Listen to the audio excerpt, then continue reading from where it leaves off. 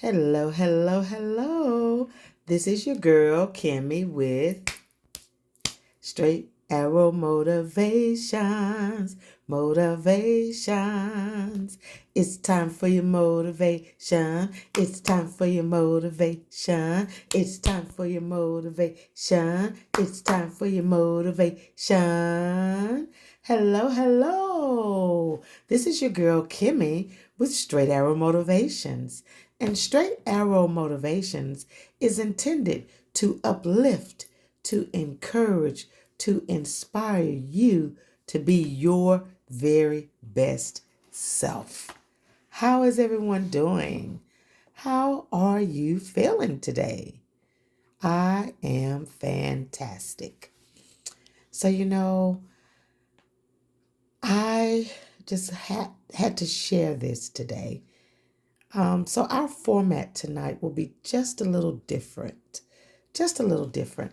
I have something I want to read to you that is absolutely powerful. This is a book called Chicken Soup for the Christian Soul. And so as I was sitting here and I was just reading, I don't get the chance to read for pleasure often because it's so much that I need to do. But I was just sitting here reading and flipping through this wonderful book. And this is, of course, from the Chicken Soup series. And they have a lot of them. Chicken Soup for teachers, Chicken Soup for Christians, Chicken Soup for teenagers, for women.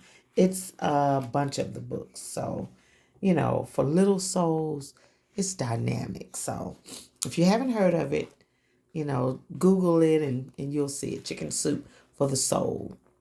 And it's just a compilation of different stories, different authors, and just stories that make you go, oh, or ooh, or sometimes they're funny.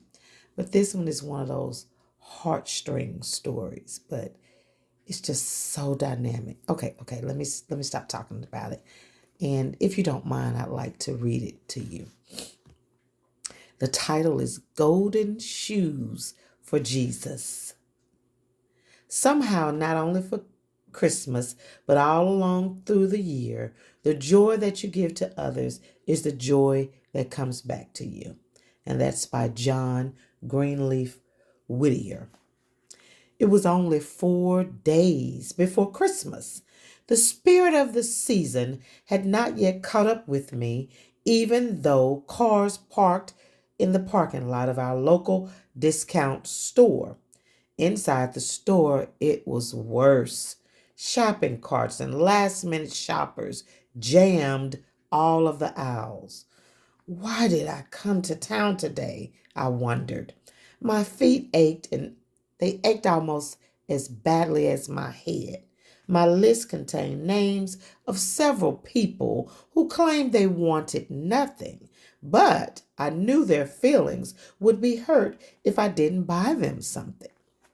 Buying for someone who had everything and deploring the high cost of items, I consider gift buying anything but fun. So hurriedly, I filled my shopping cart with last minute items and proceeded to the long checkout lines. I picked up the shortest line, but it looked that it still would mean at least a 20-minute wait. In front of me were two small children, a boy of about 5 years old and a slightly younger girl. The boy wore a ragged coat, enormously large, tattered tennis shoes jutted far out in front of his much too short jeans.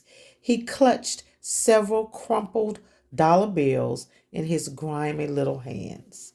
The girl's clothing resembled her brother's. Her head was a matted mess of curly hair. Reminders of an evening meal were shown on her small little face.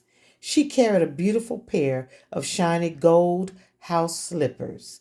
As the Christmas music sounded in the store's stereo system, the small girl hummed along off key but happily.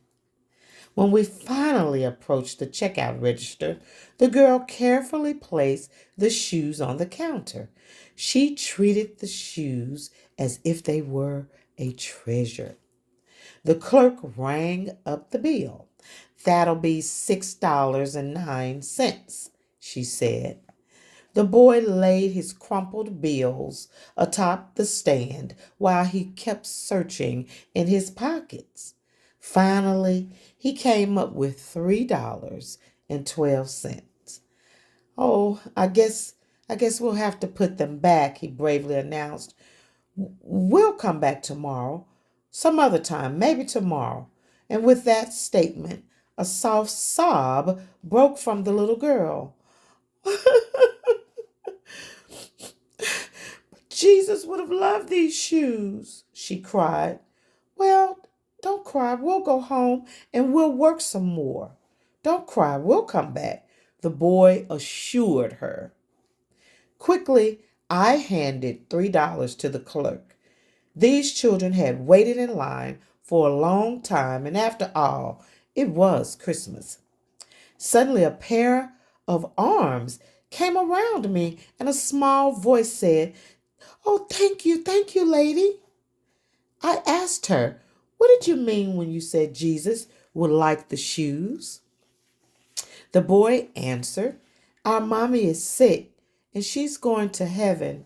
And daddy said that she might go before Christmas. She's going to be with Jesus." The girl spoke. "Yeah, and my Sunday school teacher said the streets up in heaven are shiny and gold, just like these shoes. Won't my mommy be beautiful walking around those streets to match these shoes?" My eyes flooded as I looked into her tear-streaked face, and I answered, "Yes. Yes, she sure will. She will be beautiful." And silently, I thank God for using these children to remind me of the true spirit of giving. This was written by Helga Schmidt and submitted by Kelly Common. Let us be like the children with just a positive attitude. You know, they were still committed to getting those shoes for their mom, even though, they didn't have enough. They were like, "We'll work some more."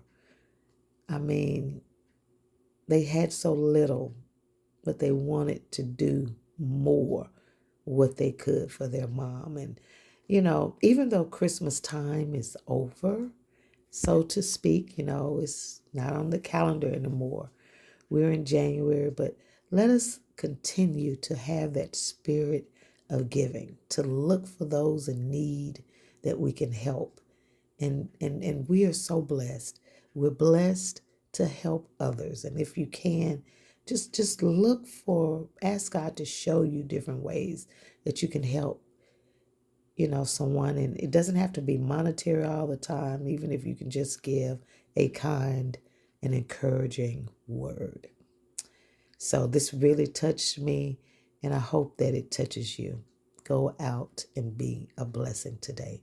This has been your girl, Kimmy, with Straight Arrow Motivations. Be blessed.